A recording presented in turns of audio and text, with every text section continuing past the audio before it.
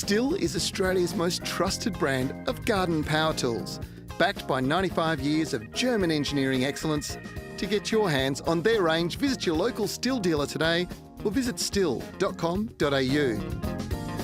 Garden Express are Australia's leading mail ordering service, offering a wide range of quality gardening products. Each week on the Garden Gurus Live, the team at Garden Express will share a weekly offer. So make sure after today's show you jump online and visit their website. Hi, this is Joanne. Good morning. I'm sorry I didn't realise we had started. That was a bit slack of me. Good morning on this wonderful Friday morning. We're having a gorgeous day over here in Perth. So I'm Joanne and I'll be joining you for the rest of the show. We have a very exciting show lined up. We're heading over to speak with our good friends at Garden Express with regards to Convolvulus the Moon Series, which is a gorgeous little ground cover. And how's your spring garden season treating you? We've been busy planting bulbs and sowing seeds, so stay in tune to see what we've been getting ready for in the summer flowering with a sneak preview of episode number 8, airing tomorrow on Channel 9 at 4:30. And later I'll be sharing with you my plant of the week, or the segment for plant of the week. We're going to do something a little bit different this week. And don't forget those gardening questions. They'll give you a chance to win some prizes. So make sure you include your locations and help me best answer them. And of course, make sure you hit the like button. So I think having said that, let's go straight into the Garden Gurus Express interview with David this morning. How are you, David? Yeah, I'm good, Joanne. How are you going? Good, good. Look, I feel every week we do these specials with you, right? And I look at them and I marvel over the price, and I feel a little bit almost unreal that I'm giving them such a good deal. But we've got another fabulous deal today, and it's on the great little ground cover, Convolvulus. Isn't it a beautiful plant? It's just, so versatile. You can mix it in amongst your other shrubs and plants. Dry tolerant, coastal tolerant. As long as there's good drainage, it can grow in the cold as well. It's just beautiful, beautiful, flexible plant. So it's actually frost tolerant as well, isn't it? Yeah, it is.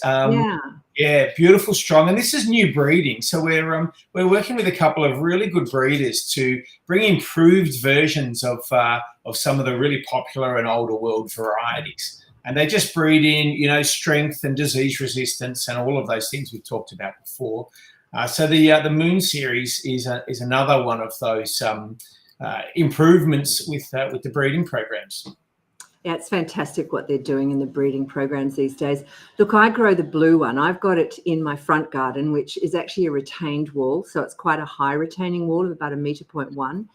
And it flows over this wall. It really needs a bit of a paint, a little bit of renovations to it. But at the moment, it's covered in the most amazing flowers. So I don't need to do anything with it. I think that's one of the beautiful things with it, isn't it? You can just, it creeps, it grows, it winds its way in amongst plants without being invasive, I suppose. And it would even be beautiful for like a 30 centimetre basket.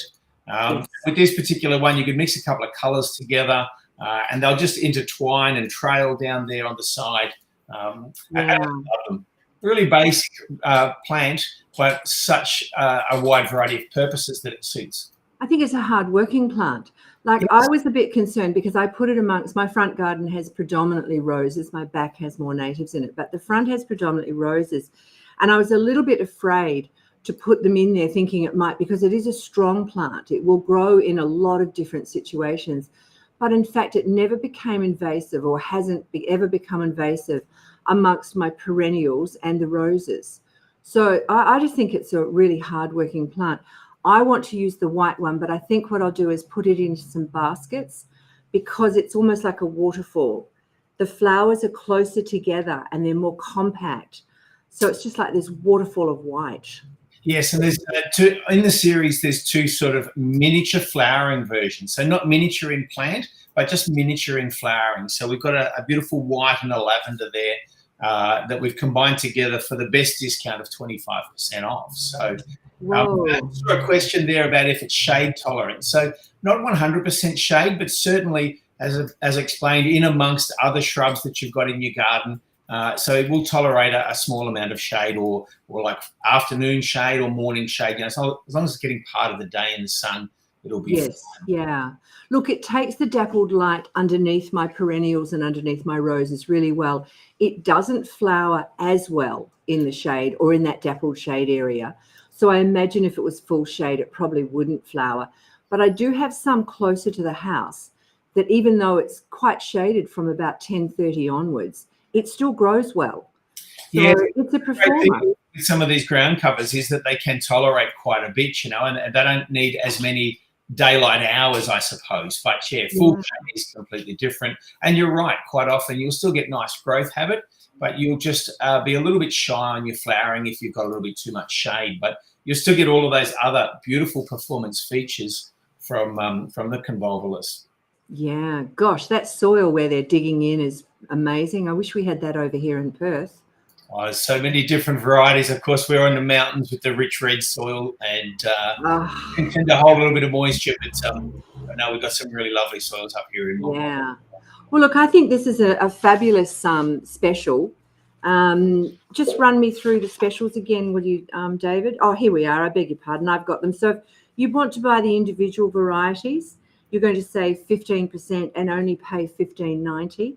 But if you're looking at the blue and white duo, which would be a really stunning one to put in a basket or in pots even, and that one you're going to save 25% with only $28.30. So as I said, I still feel a little bit like I'm giving away things every week here, but it's well worth it.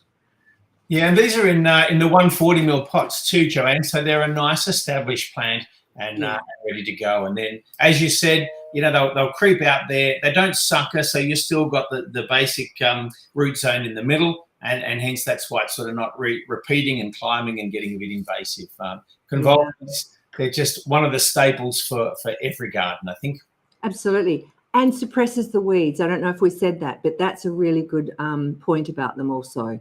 Absolutely. Yeah. Once established, really low watering requirements. It just looks after itself. So pop it in, look after it for the first week or two till those roots set themselves in your soil, and away it will go and travel on from there. And months of flowering too. That's another benefit I think we mentioned yet.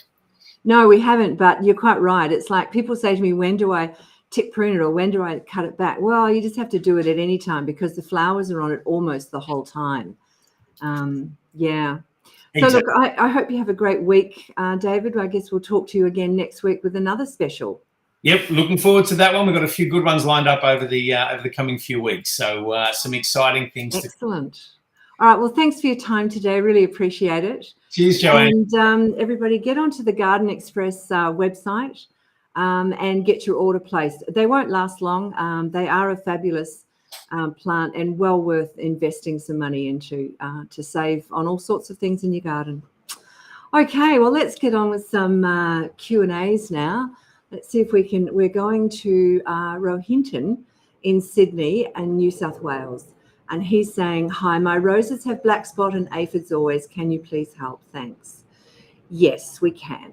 So look, at this time of the year, and especially with the amount of rain that we've been having, so the weather's warming up and the rain's coming in, so we're ending up with a lot of fungal things happening. Black spot is something that you don't want to miss. You want to be able to spray that and or take all the leaves off, and certainly never leave the leaves on the ground because the spores will in fact go back into the soil, burst with the rain and go back onto the plant. So let's keep the black spot off, and aphids as always. Now, you want to also get rid of your aphids. You can go out and use your hose and blow those off. They don't fly particularly well, so you can get those off. Usually in the middle of the day, you try and do that when the weather's warm and the water's cold, and it tends to get rid of them. You can do it that way. You can also look at using a pest oil, and that will help them.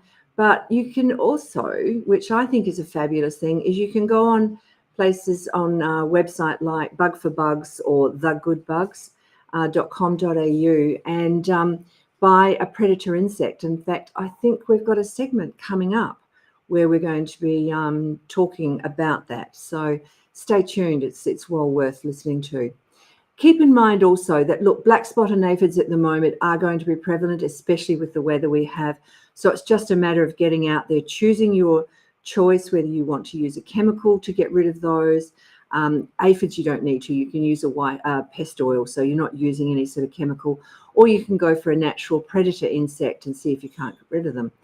Keep in mind that if you keep on and wait for them, the predator insects will come in. You might find that the rain and the weather has thrown it out a little bit, so you might have to wait a little bit longer. Therefore, go out with your fingers and just squish them off, and they'll go. The other thing, as the season goes on, if you find that you've still got a lot of aphids and a lot of black spot on your roses, make sure that you feed them. They're gross feeders. They like to be fed every 6 weeks. So it's well worth feeding your roses and feeding them well, because the healthier your roses are, the less pest and diseases you'll have. So you're better off putting on a good mineral fertiliser and some great mulch on top of those, and then waiting for the results from that, and you'll find it'll work. Okay, so we are heading off, and we're going to be chatting about a question that Anna has put in, and Anna is from Victoria. And she says, hi, I'm wondering if you can tell me where to get this succulent plant, please. Tried lots of places and posted it on Facebook, no luck. Yeah, that's the crassula. It's a really hard one to get hold of. And if you'd been in WA, I would have said contact 2 or 3 different nurseries that are likely to carry it. I'm really not sure where you're going to get it in Victoria. Perhaps you could ring, and I've gone completely blank. I'll remember the place now. It'll come back to me. Starts with P, and I still can't remember, but it'll come back to me, and I'll let you know. Paradise, I think it's called, Paradise Succulents. If you maybe ring them, they're a wholesaler, so they won't sell to you, but they may tell you where in your state someone is carrying their stock. So that's maybe one way to do it. Otherwise, go down to your local garden centre. I know that we don't always have this one. It's not always easy to get hold of. So we take orders for it. And when it does come back on the listings, we'll contact you. We unfortunately can't send it back into Victoria for you, but you could do the same thing with your local garden centre. Okay, so thanks, Anna. Good luck with finding that. I hope you can. All right, so Pam is in Hillary's in WA. Hillary's is a coastal suburb. And when advised to add trace elements to your soil, how do you do this, and what is the product name to purchase? Okay, so trace elements is a really good thing. And at the moment, with all the rain that we've had and the weather coming out of winter and into the spring, when all your plants are really wanting to grow well and they're fighting for all the minerals that they can get, the best thing you can do for them is actually give them a liquid trace elements. Now, the liquid trace elements can be placed on so you can spray that on the actual plant, which means that it absorbs the minerals, the micro minerals, much faster, and you'll have a much better reaction. And also let it drip down into the soil or spray the soil as well. And then you'll find it'll come up through the root system and you'll get a double hit of it. Okay, now the brand that I really like is called Trace. It's the one that Sabrina Hahn had brought out last year, I think it was, or maybe it was the year before. Years go too quickly for me. But if you try the Trace, is a very good one. I know that we carry it at Guildford Town, but you'll find it at the Dawson Garden Centres. You'll find it at Creation Landscapes, Waldex. I'm pretty sure they have it also. So most good garden centres or landscaping suppliers will have it. So give them a call and see if you can get hold of some. It's called Trace.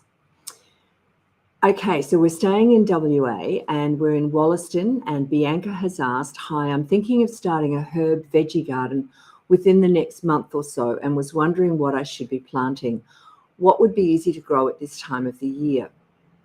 You know, Bianca, if you go into your garden centre, you should find that they will only be producing and giving you seedlings that are available now and are worth growing. Okay, I know that in wintertime, sometimes you'll see basil.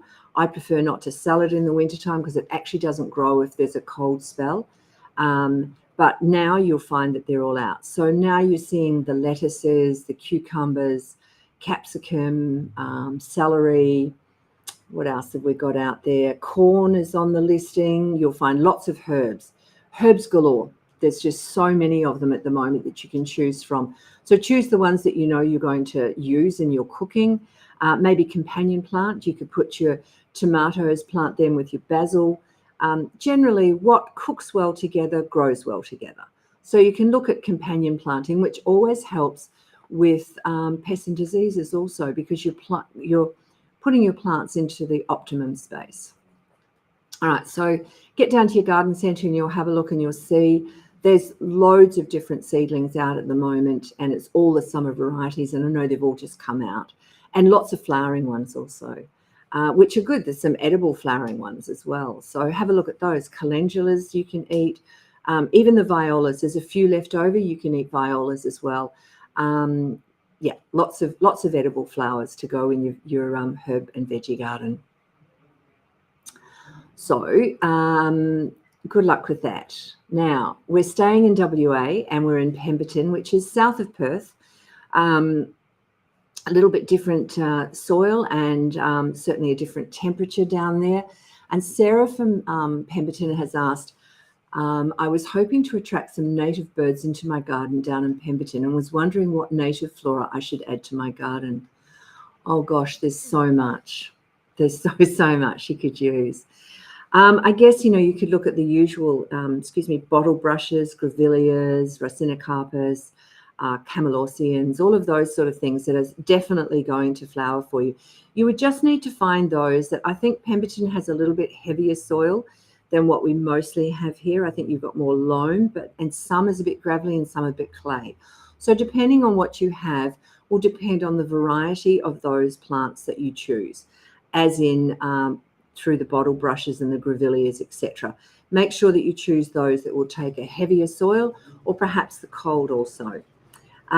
So consider the flowering seasons. So maybe go to your local garden centre or ring up someone like Nancy at the Australian Native Nursery in Oakford, or even the girls up at Xantheria Nursery. They have such a wonderful experience with all of them, and they could guide you on getting flowers that will, or plants at least, that will flower each season. So, which you can break up into 6 like the Noongar group do, and you'll find that there is plants within each of those seasons that will flower for you. So you'll be constantly bringing in the birds to your garden. And birds are really important, and it's wonderful that you're trying to bring in the native birds, but also consider the bees and the butterflies and like the native wasps and the native insects that need flowers as well. So look at the lower things like the ground covers, and get something like your Diamondias or Lipias, or the really strong, easy to grow ground covers that flower a lot and so therefore are good pollinators. And mix it up. Get in some flowering trees, maybe some, I love the river gums, the red river gums, they're beautiful. And the white barked gums, the smaller ones, there's some really gorgeous little ones out there that flower and bring in the birds. But also think about using maybe some deciduous trees, maybe some flowering plums or peaches or something along those lines. Fruiting would be great, but you may not be interested in fruiting, and therefore you can still get the flowering ones. But they'll help in pollination when your natives aren't flowering, or certainly your native trees aren't flowering. These guys will be flowering and they'll bring in pollinators, and they'll bring in some birds, perhaps not as many as your bottle brushes and grevilleas, but they'll bring in some good wildlife into your garden, and we all need good insects in our garden. So yeah, try, as I said before, I would try calling and talking to and going through the website of the Australian Native Nursery or Xantheria Nursery. They're both extremely good award-winning garden centres that know exactly what you should be doing, and they'll give you the best advice that you need. Okay, so we're going to now hop back over to New South Wales, and James has asked, hello, one patch of my lawn is struggling to grow and is rather sandy. What would you suggest for me to do to improve the soil? All right, so your sandy soil is possibly different to our sandy soil, but sandy soil is sandy soil. And yes, you're going to need to do something with it. I guess the one thing that I would consider first is, does it have enough wetting agent in it? Is your soil hydrophobic, which is what sandy soil generally does. Sandy soil generally doesn't have any microbes, or very few microbes in it, especially not good for growing with plants. And it's possibly got very little micro minerals in it also. So you probably want to look at putting in some wetting agent, a good wetting agent into it, and then some fertiliser to help the patch to cover up with the grass that's already there. We use a product here called Lawn Maximizer, and it's a very good top dress. So it's a composted top dress that's doesn't have a lot of organic matter in it, so it's not going to cause fungal disease within your grass, which is what can happen if you put too much organic matter into your sandy soil, or into your grass soil anyway. So you'll probably find, if you ring around, again, I'm sending you back to a garden centre, but if you go to a garden centre and ask them what sort of topsoil or what sort of top dressing do they have, I'm sure there'll be someone in the eastern states also that will have a good top dress. Do that before you top dress it, put a bit of wetting agent on it, a bit of top dressing, and then make sure that you maintain the water up to that. I'd probably then, in a little while, maybe a couple of weeks after that, I would put some fertiliser on it, some good lawn fertiliser. Good luck, James. Okay, we're going to hop up to Queensland, and Terry has asked, she says, my wonderful husband has bought me some beautiful China roses. Well, that is a wonderful husband, which I've planted in my front garden. Since it's my first time growing roses, I was wondering how I should care for the roses and what time of the year to prune them back, and how much do I prune? Thanks. Okay, so I'm assuming when you say China roses, you mean some very, the larger bush roses of the old-fashioned type, like perhaps the Mutabulus. So if that's the case, you can grow them. A lot of people will say you can't grow roses in the tropics. You can, they just take a little bit more work, okay? And Terry, I'm not sure where in Queensland you are, so I'm going to talk a little bit loose here with regard to being in Queensland and being in the subtropics and the tropics.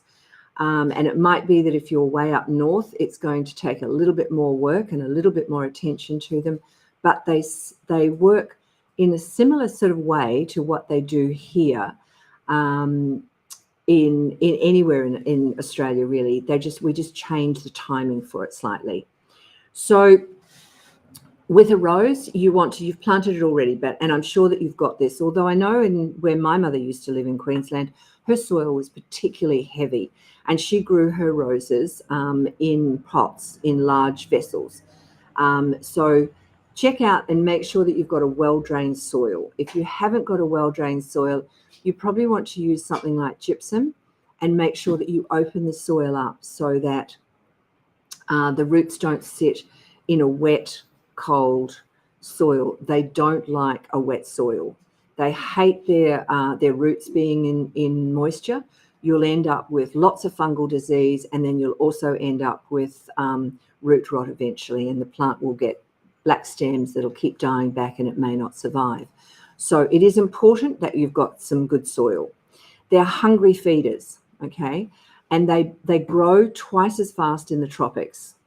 And this is where we get a bit mixed up, where we think they're growing well enough, we don't feed them. But because they're growing twice as fast, like a child, you need to feed them just as fast. Okay, so they're hungry feeders. Every 6 weeks is what I would feed roses here in WA, or in rose growing areas. You might find that you have to do it every 4 weeks. If you find lots of yellowing on your leaves or any black spot, I would knock it back to 4 weeks. So feed them every 4 weeks, and try and give them a mineral fertiliser. Roses like a good set of minerals. They like a lot of iron in the soil also. So by putting in the micro minerals, you'll find that they will then react with the macro, and the plant can take everything up much better. So the food that you do give it will be well used for you. Okay. The other thing is, when you're planting them, because it's really important to have good air circulation around a rose. But in particular, when you're in the tropics, you need that. You've got that high humidity, so you want to make sure that there's good airflow around your plants. So keep them at least 1 metre apart, and grow something like the good old Convolvulus ground cover that we were just talking about with David. Now, when it's a China rose, it's a little bit different. If it's a tea rose, a hybrid tea or a floribunda, you'll find that you'll tip prune those as you're cutting the roses off, and then come June, July, I think it's more likely to be July that you would prune in the tropics. And that's when you would prune hard and you would take it down, most plants down to about 1/3 of the size. And then they grow up for their first flush in October. With the China roses, you're actually better off to tip prune them all the time. So you can cut the flowers off and use those for, for inside or giving to your friends. But you want to tip prune some of the foliage also. That way you will maintain a really nice, strong bush, and you'll get far more flowers off it also. I know you can let them go and just let them be very tall, rambling. They'll grow up to about 2 meters. Not usually in the tropics. You might get them slightly smaller, but they, I hope you actually prove me wrong there and you get a really big one, because you'll have masses and masses of flowers. So tip prune throughout the year. I take out any dead wood. That's really important. Okay, so any dead wood, take it out. But don't knock these back too far if they're China roses. Keep them more as a nice rounded shrub. And what a great husband you've got. China roses. Okay, enjoy, Terry. Okay, we're back in WA, and Jennifer has asked, my property is very close to beautiful bushland, and I was wondering how I can make sure I don't introduce invasive species such as arum lilies into the bush. Jennifer, this is a fabulous question. You should definitely be winning a packet of seeds today. I probably shouldn't say that, but it's a really great question, because too many people don't understand that that's what they're doing. We call them plants that hop the garden fence. All right, so they can be plants that will grow really well down in the city, but if you're living anywhere close to bushland, you've got to be really careful. Now, you're in WA, Jennifer, so I would suggest that you try the Ag Department. Go onto their website, and you'll find on that, excuse me, you'll find on the website an area that does say weeds. And weeds of national significance and weeds of state significance. So some are national weeds that you cannot grow right through Australia, and others are just for your state. And each state is quite different. Where we can grow Morea very easy because it doesn't self-sow. I know in Queensland they're questioning it because it is starting to spread. Even Agapanthus can be a pest in certain parts of Australia. So it is really important that you do know it. If you're buying from a garden centre, I always ask people where they live, because then I get a good idea of soil, etc., and know how to advise them best. But if you're going to go and see someone at a garden centre, let them know where you live, because there are certain plants. Look, many of the South African plants that we are putting into verges and roadsides and things are fabulous because they are drought tolerant. They take our summers, they take the wind. They're fantastic, but they're also like weeds, and they can jump the fence and end up in our native flora, and we don't want that. It's going to wreck it. So go onto the website, go onto the Ag Department website, and I think that will go for anybody around Australia. Go onto your state website, State Agricultural Department website, and you'll find a list of weeds of national significance and weeds of state significance, and you can work out and be responsible. And I really appreciate that, Jennifer. I think it's fabulous. Okay, here we go. Do you have scale and mealybugs in your garden? Watch this short segment from Dr. Buggerlugs to find out what you can do to get rid of them for good.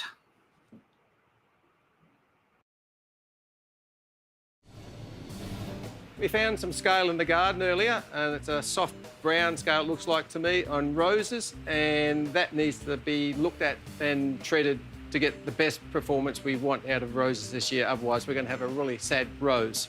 The other one we found in the garden on citrus is a red scale, sometimes called Californian red scale. Causes a bit of an issue. It's also on fruit, and that's not a good look if you're picking fruit. You really need to do something about that. So scale and mealybugs, they're a real problem for people who love indoor plants. They bring the plant from the outdoors, pop it indoors. Some people leave it there for 3 or 4 months, and then all of a sudden the plant looks really bad, and they look closely and they find they've got scale or mealybug. So my advice in that situation is you can't treat indoors. You need to actually take the plant outdoors and have a duplicate plant you bring indoors. Once the plant's outdoors, the natural predators and parasites may take care of the scale or mealybug. If they don't, you'll need to treat and clean the plant up, and then when it's thrifty again, it can go back indoors and you can replace it with the other plant. Good biosecurity at home is very important. So if you find something that you're not familiar with, please download the My Pest Guide Reporter app and take some images and send them off, and we'll get back to you as soon as we can and let you know if you've got an exotic pest or how to control the one that you've got. That's fantastic. It's a great service to have.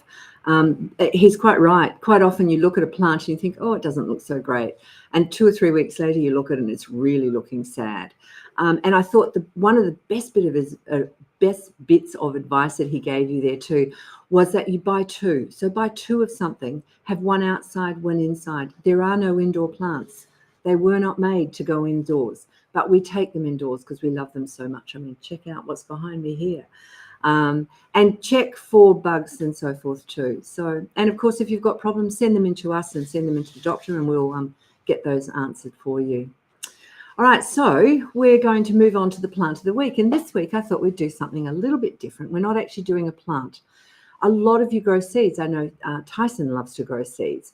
So what I brought in with me is a range of seeds from Angus Stewart that we've just got in. I'm just going to fan them out and see if I can give those to you. So we've got all sorts, Billy Buttons. We've got the most beautiful, the Australian. There we go. Now I'm better at it. So that's the blue lace flower. That's from Rottnest Island. Oh, and of course this beautiful one, the Waratah. So Angus has Angus Stewart. You probably know him from Gardening Australia. Angus has been in the media for quite some time. I think his career in horticulture spans more than 40 years. Angus has been given a number of awards, and some of the top awards for breeding of plants. He's a very, very good plant breeder in Australia. You probably know him more likely for his bush kangaroo paws, where he's currently got quite a few coming on again too. So what Angus has done is he's gone and he's got himself some really good seeds. He's developed these into a range of seeds. There's quite a few seeds. We've got those little ones that I showed you. Then there's a whole range of those that are the straw flower seeds. Even the gorgeous double pink cluster everlasting. That's an unusual one that you don't often find. There, I'm trying to put it correctly for you. There's a range of kangaroo paws. So you've got some of the Viridis and Flavidis range, and even a Mangalese. So you've got the green one, which is a really interesting one. I love the green one. And of course some red. So, and the Mangalese, which is that normal good old-fashioned one. And the last of his seeds is the Banksias. So we've got a bull Banksia, hairpin Banksia, scarlet, and a swamp Banksia. So there's 4 different Banksias also. The packets are amazing. I'll open one up for you. They've got some information down the side here that you can see. Right, just some really simple information. We've got the common name as well as the botanical name. On the back, there's some interesting information about it. So exactly what the plant is. So you've got the family, the genus, the height, the width, the flower color, suitable climate, plant type, growth habit, what it attracts, and whether it's frost tolerant or not. And on the other side, it's got how to plant it. And sorry, there we go. How to plant and what you need to do. Inside is full of information also, from the top right through to the bottom. And then if we open this up where the seeds are kept, there's more information there. So they're really fabulously packed and they give you so much information that you should have success with those. The other thing that Angus has put together in his collection of seeds is the native smoke granules. All right. These, there we go. I'm not very good with this camera today, am I? There we go. The native smoke granules. Now, a lot of the native plants have got used to, they'll lie dormant until the fires go through. And over the years, they're actually now, those plants wait for the fire for them to germinate themselves. However, when we plant in seeds into a pot, they don't always have it. Now, not all plants need to be germinated by the smoke enhancement, but you will find that all of your seeds will germinate. You'll get a much better strike rate if you do use some of this. This is such an easy way to do it. We're not all going to race out and set fire to our gardens, obviously. And it's a bit hard. You can use a fire and then soak the ashes from that for 24 hours and then soak your seeds in it. But to be honest, the way Angus has got it, I think I'd be buying a packet of these, okay? So this has got 350 grams in it in a vermiculite mix. And all you do is put that vermiculite mix into 50 mils of water and then soak your seeds for 24 hours. And then they're done. It's particularly smelly. It's got, and it really stays and exudes the smell and it'll absorb into your fingers. So use some gloves. It's well worth doing that. But you will find that you'll get an enhancement in your germination rate and it's well worth it. So Angus's seeds can be found here. You can go onto Gardening with Angus, and his seeds can be sent there. We have them on our website at the Guildford Garden Centre. They can be sent to any state except for Tasmania.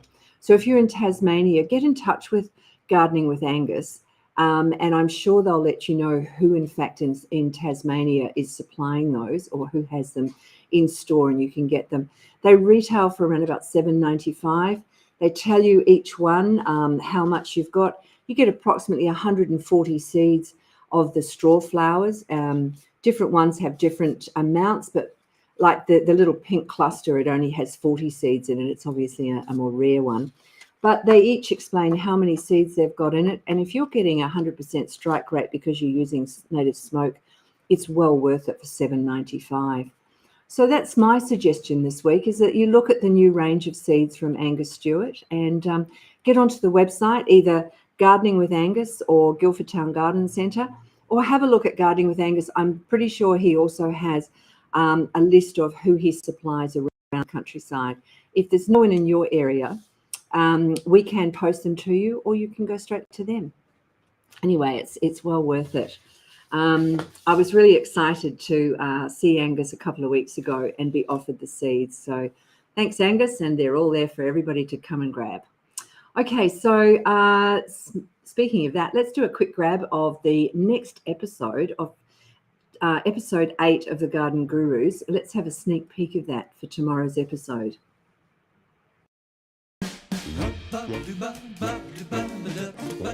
Modern plant breeding is a painstaking process and it's slow. You don't talk in terms of months, but rather decades. And the aim is to produce, in many cases, different breaks of colour or more resilience.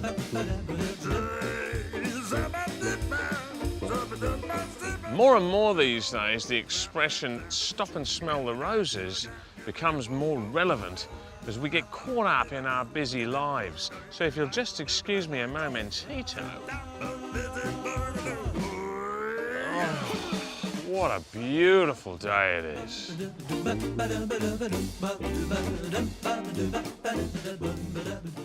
Hi, I'm Brendan Pang, and today's feature ingredient are bananas. And with that, I'm going to make a cheat banana roti with a coconut caramel sauce.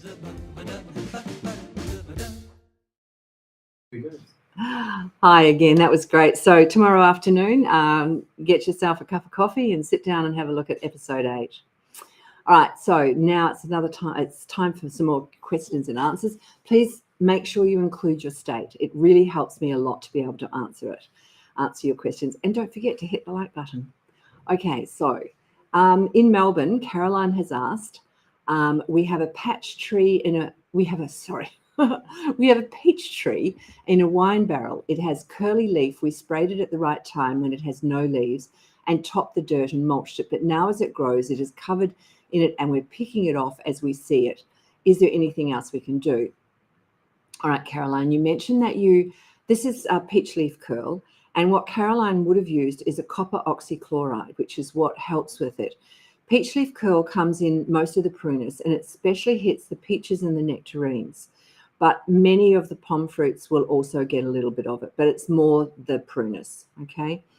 Now, the right time is when there's no leaves on it. So as the leaf falls, you spray it.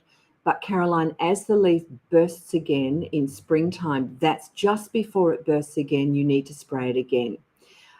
It's not going to harm your tree too much. If left untreated and not dealt with, you will reduce the amount of fruit that you have on your tree.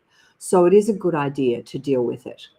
Don't pick off the leaves. I tend to leave the leaves there. Yes, they look a bit ugly, but as the new growth comes through, as summer progresses, those leaves will drop and new leaves will come out from them.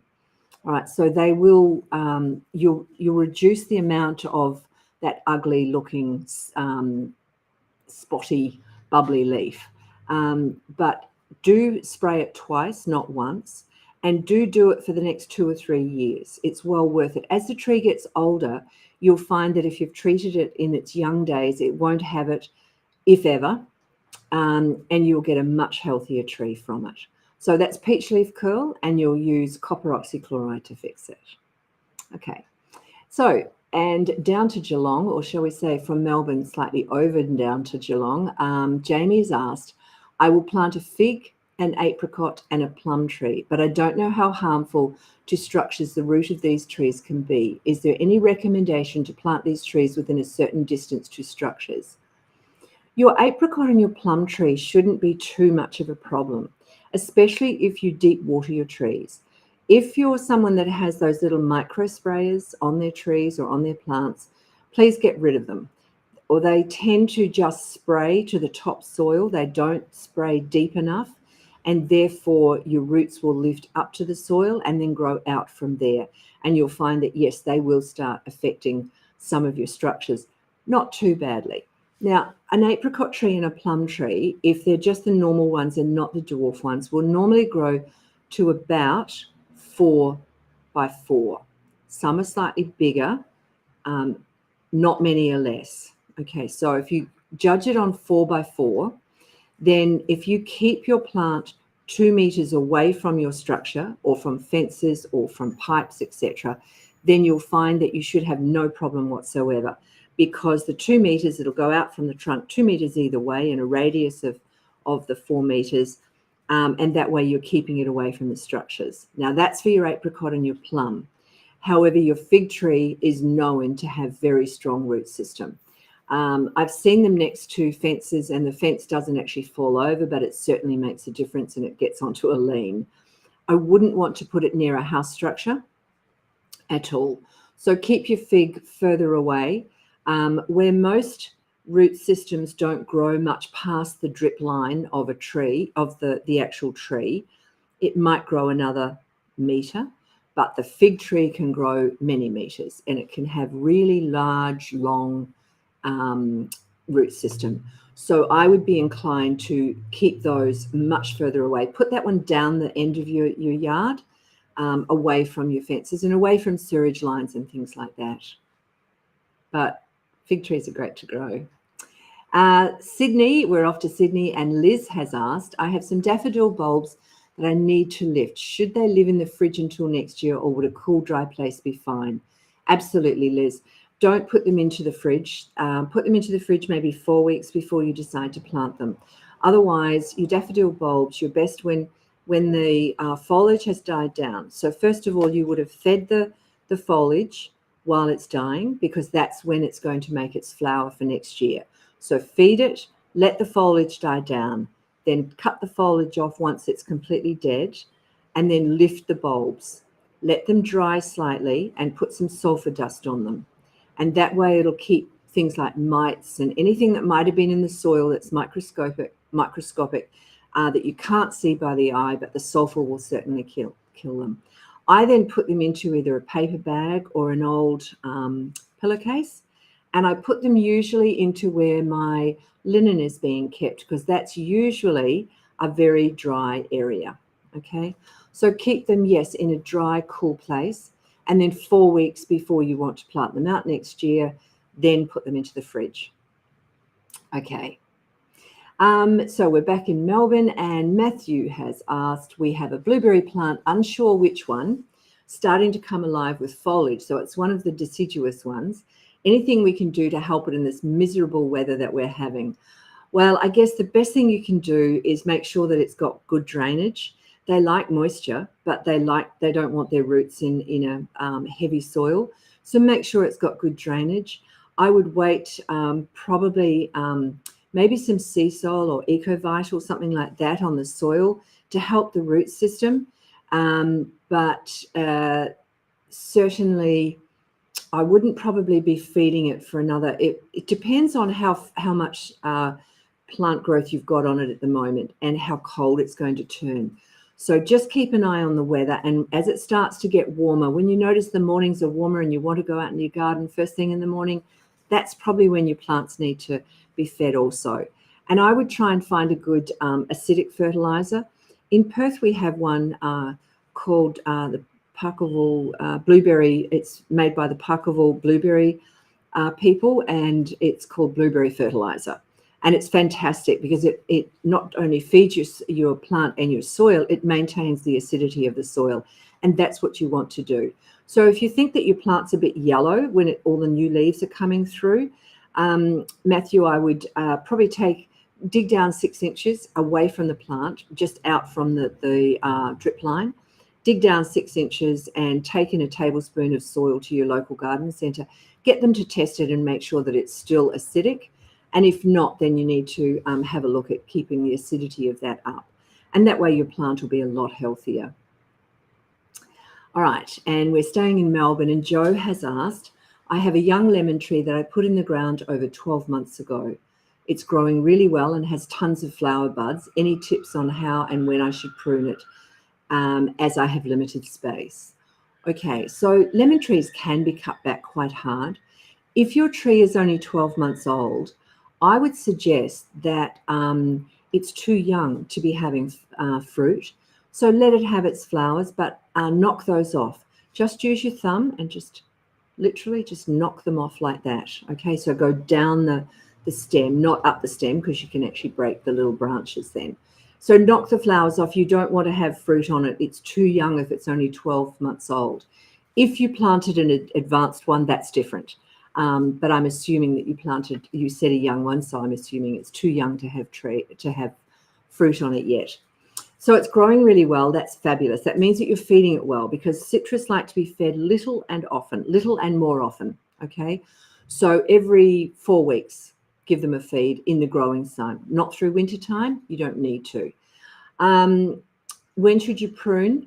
You probably don't want to prune too much off it at the moment. I would look at it, have a really good look, and make sure there's no dead growth on it.